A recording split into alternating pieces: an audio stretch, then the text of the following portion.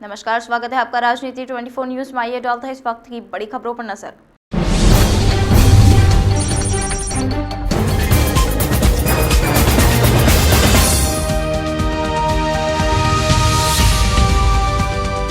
BJP एवं नकी सहयोगी संस्थाओं द्वारा रामलला के प्राण प्रतिष्ठा को लेकर नारा दिया गया, जो राम को लाए हैं हम उनको लाएंगे। इस नारे पर अधिवक्ता विनोद द्विवेदी ने अपनी प्रतिक्रिया व्यक्त की। उन्होंने कहा कि भगवान राम का अवतार आसुरी अत्याचार के खात्मा के लिए हुआ था, इसलिए उनके मंदिर को लेकर ये कहना कि राम को लाए हैं हम उनको लाएंगे, तो फिर निश्चित ही रूप से राम को रावण और उनके असुरी शक्तियों के अत्याचार लाए थे। तो क्या ये मान ले कि वर्तमान में हो रहे भ्रष्टाचार अनाचार को लेकर फिर राम जी के मंदिर के प्राण प्रतिष्ठा की जा रही है? उनके मंदिर निर्माण के चंदे का हिसाब कौन देगा? जनता का पैसा जो 1989 से ट्रस्ट के पास है, उनका हिसाब कौन देगा?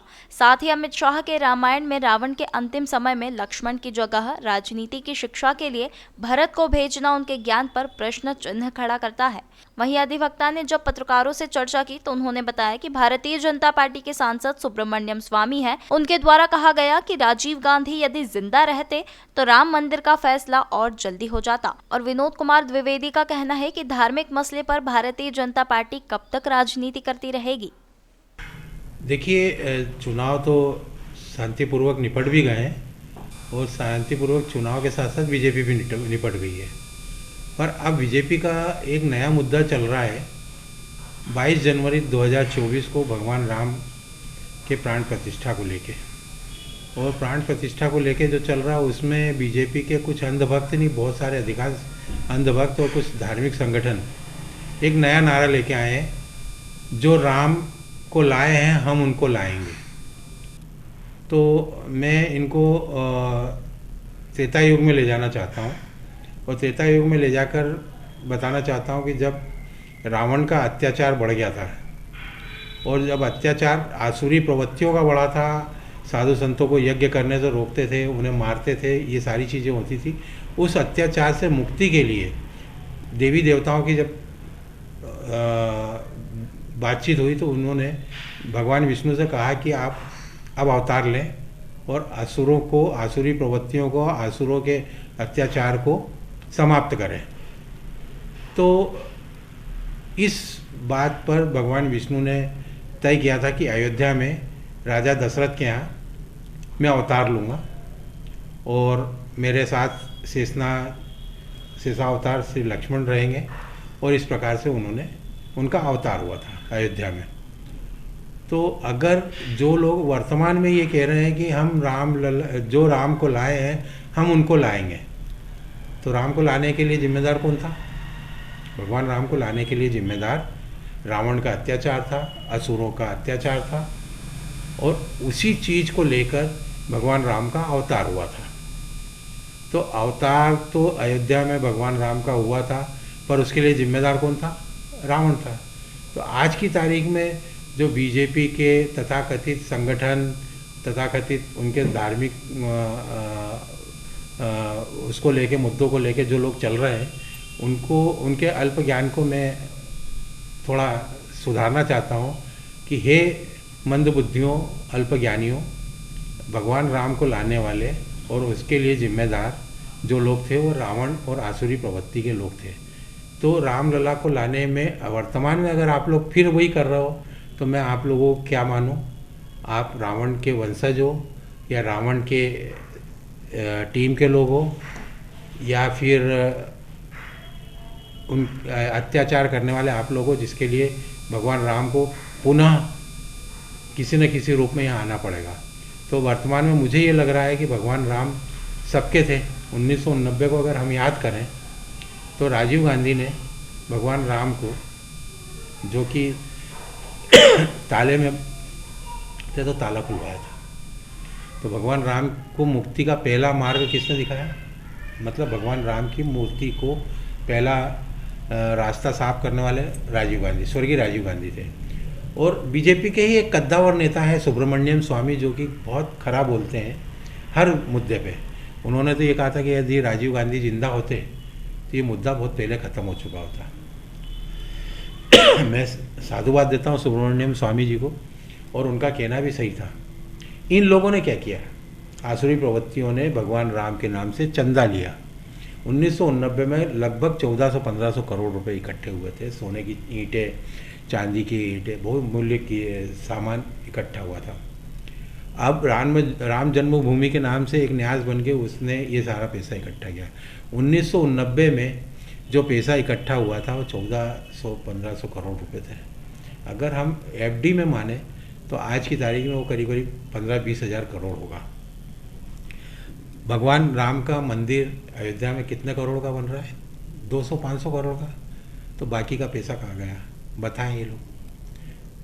वो पैसा किसने खाया, आज तक हिसाब क्यों नहीं दिया ये बताएं। क्या 1990 में पहली बार आडवाणी जी की रथ यात्रा निकली थी, उसके बाद जितने चुनाव हुए, क्या उसका पैसा इन लोगों ने उपयोग किया था? तो भगवान राम के नाम से चंदा खाया है तो उसका परिणाम भी भुगतना पड़ेगा।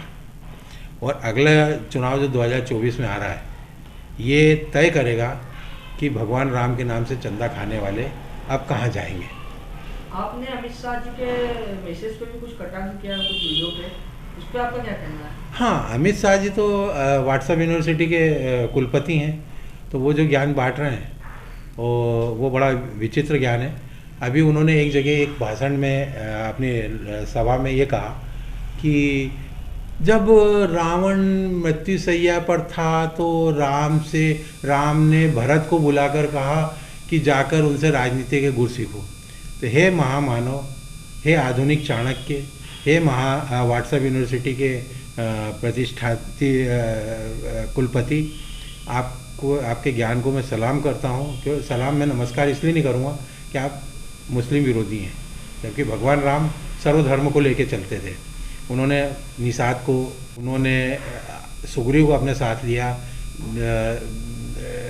क्या कहते हैं, जामवंत को अपने साथ लिया। तो उन्होंने सब प्रकार के प्राणियों को, पशुओं को, सबको उन्होंने अपने साथ लेकर अत्याचार से, असुरों के अत्याचार से मुक्ति दिलाई थी। तो आप उनके बारे में ऐसा ज्ञान रखते हो कि जहाँ राम जी ने लक्ष्मण को कहा था कि जाकर उनसे वो लो, राजनीति के गुर सीखो, राजनीति की शिक्षा लो, आप तो सीधे अयोध्या से भरत को बुला ले गए। तो आपके ज्ञान को तो मैं नमस्कार करता हूँ, प्रणाम करता हूँ और कहता हूँ कि आप ऐसी बुद्धि लोगों को दें। और हो सकता है कि अगली बार अमित शाह जी 22 जनवरी के प्राण प्रतिष्ठा के बाद एक नई सोच को जन्म दे दे। वो कहते हैं कि भगवान राम 22 जनवरी 2024 को पैदा हुए, जिसको हम लोगों ने उनकी प्राण प्रतिष्ठा, या हम अगर संस्कार के नाम से कहें तो सूरज पूजा हमने की है। शायद ऐसा भी हो सकता है। वो मोदी जी के बारे में तो मैं कुछ कहना ही नहीं चाहता। मोदी जी क्या कर सकते हैं, क्या नहीं कर सकते हैं, वो तो भगवान ही मालिक है। उन्होंने सरदार पटेल, जो कि 15 दिसंबर 1950 को गुजर गए थे, पहले आम चुनाव में 1951-52 में, तो बोले कि सरदार पटेल को प्रधानमंत्री नहीं बनने के लिए ये लोग जिम्मेदार हैं।